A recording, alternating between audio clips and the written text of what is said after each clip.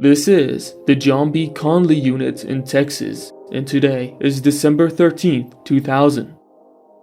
This isn't just any prison, it's one of America's maximum security facilities. Among the inmates here, there are 7 guys who are considered the most dangerous. These 7 are plotting to escape from this super secure prison, but before we get into that, let's get to know these 7 guys.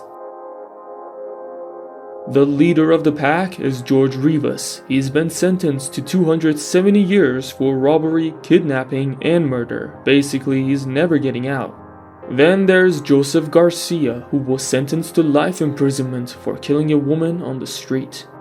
Next up is Randy Halprin, who's probably the most dangerous. He beat up a 2-year-old kid and got 30 years for it. Then there's Larry Harper. He is in for rape and got 50 years. You should know that in America, even hitting someone like a slap is a serious crime and you'll go to jail unless the person forgives you. That's why you often see in movies or pictures 2 Americans standing face to face yelling insults and rarely getting into a physical fight. Patrick Murphy's crime is similar. He beat someone up badly, the person didn't forgive him, and now he's doing 50 years. Another member of the tough crew is Donald Newberry. He tried to rob a bank but got caught and got 30 years. Finally, we have Michael Rodriguez. He hired a hitman to kill his wife, but the plan was discovered before it could happen and he got 99 years for it. They gave him a 1-year discount so it wouldn't be a full 100. This group had been together in prison for years and collectively decided to escape, working on it from morning till night. No one knew how long these 7 had been planning their escape. After years working together, they finally decided to execute their plan on December 13th, 2000, today. Let's go inside the prison to see what's happening. At 11 in the morning, 5 members of the group are cleaning the floor of the library. This is the time when the lunch bell is supposed to ring. When it rings, the guards tell them to stop working and go to lunch.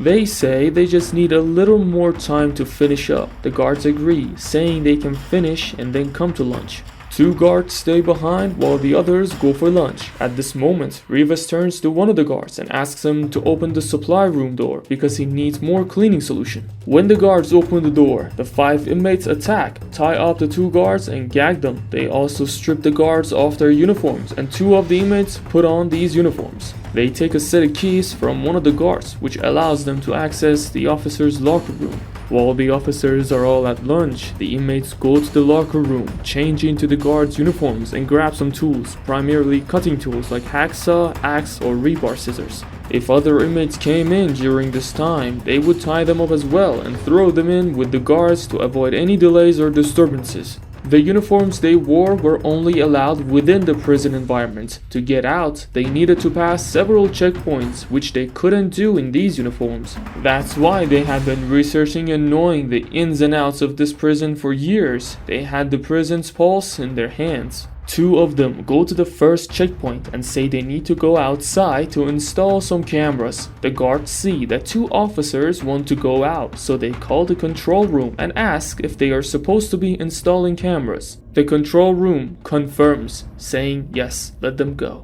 While this is happening, Randy Halprin, who's still inside the prison, makes his way to one of the watchtowers, knowing it's full of weapons. He climbs up, knocks out the guard and grabs a bunch of guns. He takes 3 weapons, a 12-gauge shotgun, a Smith & Wesson Magnum, and an AR-15. Now with these 3 weapons, the 7 inmates become even more dangerous.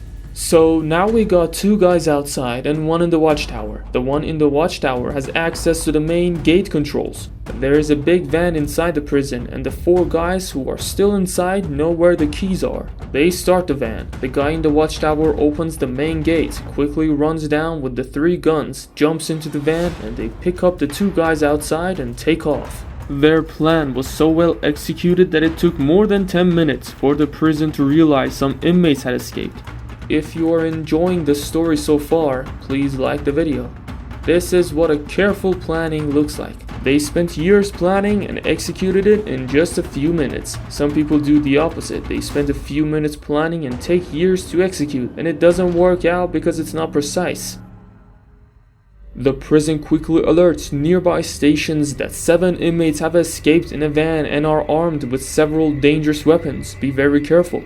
These 7 inmates have a vehicle and firearms, but they don't have any money, so they do what they know best. They break into an electronics store called Radio Shack, empty the cash register, and rob the customers inside too. They also grab some powerful walkie-talkies from Radio Shack so they can listen in on police chatter. They ditch the prison car in a corner and steal another van. They head towards Dallas, Texas. You know, it's got a lot of border with Mexico. Usually anyone escaping heads towards Mexico, not north. These prisoners had made this plan to go to Dallas, which is in the north, so that the police will be misled. It takes them 11 days to reach Dallas. You might wonder why.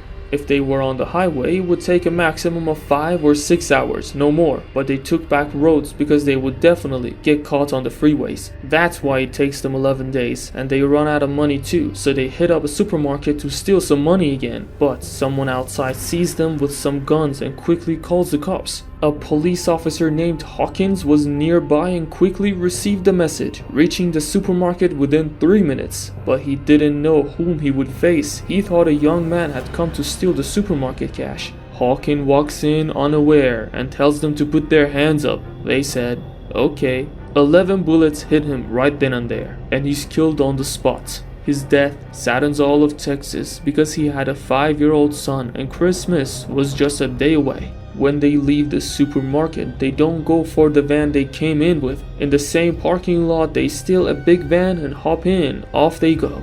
So they are in Dallas getting some clothes, and on Christmas Day, the day after actually, they show up at the church in regular everyday clothes, not because they're looking to lift people's wallets in church, but because they are church folks themselves. But unlucky for them, one of the ladies at church recognizes them. She'd seen their pictures in the news and newspapers, knew there were 7 of them. They all sat together in church without their families. So she calls the cops. The cops tell her to sit tight, just leave if she can. The police, knowing what kind of individuals these prisoners were, didn't come dressed as officers like Hawkins. Instead, they arrived in their cars and undercover gear at the church, not entering overtly, but discreetly standing by to ensure these individuals left the church. So they all come out and get in their car. The cops don't say a word cause they knew it was risky, but they follow them. They all get in their van and pull into this big parking lot that belongs to a big supermarket, and they park in a corner. The cops keep their distance, watching him closely. 3 of them get out the van and walk towards a jeep parked nearby.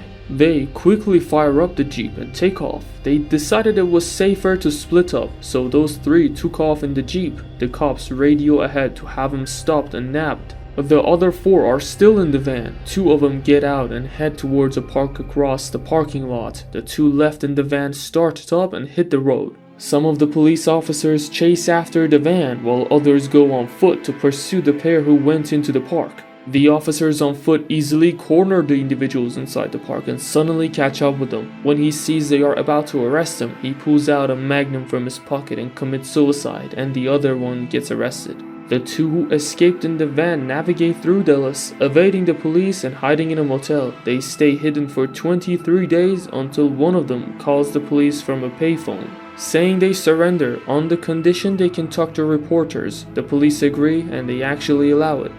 In front of the reporters, they only complained about the prison system. They said those running these systems are bigger killers than we are. George Rivas told reporters, "They gave me 99 years for robbing a bank with a gun, but I never got any money, just found $68 in my pocket."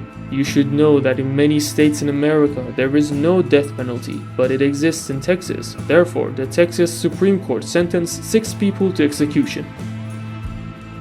One of them had already committed suicide. Execution in Texas is by lethal injection, which means a type of poison is injected into the bloodstream. It doesn't take more than a few minutes to die. Years of planning to get to death faster. If he had stayed in prison, at least he would be alive. What do you think? Leave your thoughts in the comments for us. Subscribe to our channel for more exciting videos.